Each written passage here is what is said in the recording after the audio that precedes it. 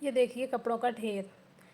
तो hey guys, welcome back to my channel हम दो जियो और चीनी दो।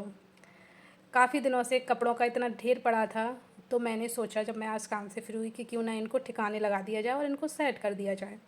तो जैसे ही मैंने सारे कपड़ों को फ़ोल्ड किया, तो ये दो नन्हे मददगार मेरी मदद करने के लिए आ गए।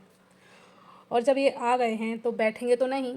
आते ही इन्होंने पूछा, आंटी हम आपकी मदद कर दें? तो इनकी मासूमियत मेरा दिल जीत लेती है। और ना है मैं इन्हें मना कर पाती हूँ और ना ही ऐसा कुछ हो पाता है। और हमारा जो काम है वो कपड़ों का टास्क फ़न गेम बन गया। और बच्चा कपड़े खींच रहा था, लेकिन उसकी बहन उसको समझा रही थी। सच बताऊँ तो काम आधा हो रहा था और मस्ती डबल। कभी ये सोफ़े से कूद रहे थे, कभी ये खुद ही कपड़ों को फोल्ड करने की कोशिश कर रहे थे। पर बच्चों की यही मासूमियत तो दिल जीत लेती है। अकेले करती तो शायद ये बोर हो जाती, पर इनके साथ खेलते हंसते वक्त का पता ही नहीं चला और मेरे सारे कपड़े भी सेट हो गए। सच में बोरिंग से बोरिंग काम भी ना बच्चों के साथ फ़नी गेम बन जाता है और टाइम का पता ही नहीं चलता।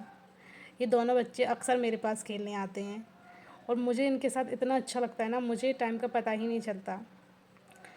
बच्चे इतने प्यारे होते हैं कि अभी कुछ ऐसी समस्याएं थी ना कि मेरे को कुछ प्रॉब्लम थी, जिससे मुझे ऐसा लगता था मेरे साथ कोई रहे, मेरे से बात करे, मुझे प्यार करे, मेरे को सुने।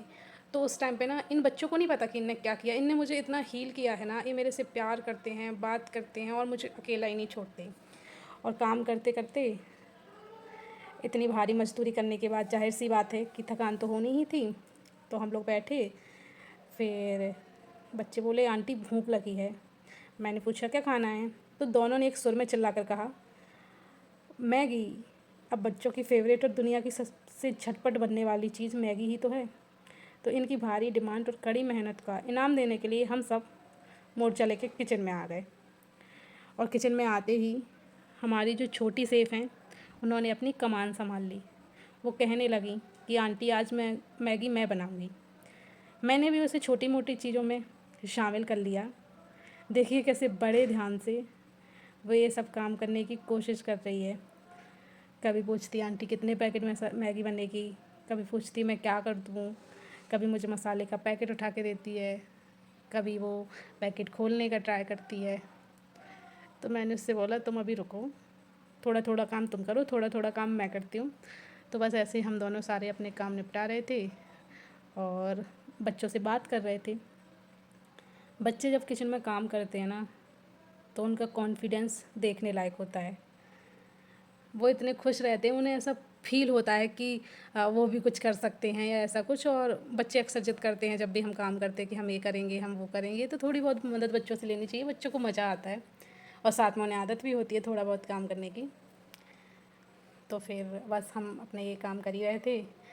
बस साथ में मैंने सोचा कि बच्चों के लिए बना रही हूँ तो क्यों ना इसमें थोड़ा टमाटर और थोड़ी सी मिर्ची डालूँ, क्योंकि बच्चे ज़्यादा मिर्ची पसंद नहीं करते और बच्चे सूप वाली मैगी खाना पसंद करते हैं। तो मैंने इसमें कुछ फालतू का नहीं डाला है, ना ही ऑयल ना ही कुछ। इसमें सिर्फ मैंने टमाटर, हरी मिर्ची, वो भी बहुत 3-4 टुकड़े, और धनिया मैगी में डाला है। और इसके अलावा मैंने अपनी मैगी में कुछ नहीं डाला, जो बेसिक मसाला आता है साथ में मैगी के, वही बस डाला है। तो जो किचन के बाहर हमारे छोटे भाई साहब खड़े थे, उनको मैगी की खुशबू तेज तेज आने लगी, क्योंकि मैगी में जैसे ही मसाला पड़ता है और वो इतना महकने लगती है। तो वो बार बार अंदर आके पूछ रहा था कि बन गई मैगी, बन गई मैगी। तो उसको थोड़ा समझा रहे थे कि रुको भाई, बन रही है अभी। तो बस हमारी मैगी रेडी हो गई है और बस अब हम इसको सर्व करेंगे और खाएंगे।